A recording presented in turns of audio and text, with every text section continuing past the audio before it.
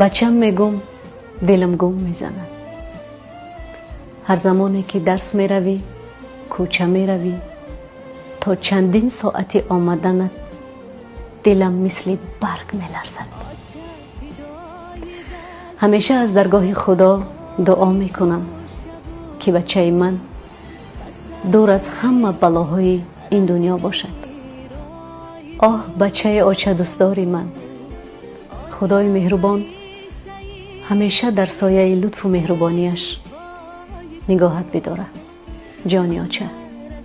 آچه جان گیریم اکو بروم با اسکری، بیسارت گشت کلو که دیگر غم نخوری. مادر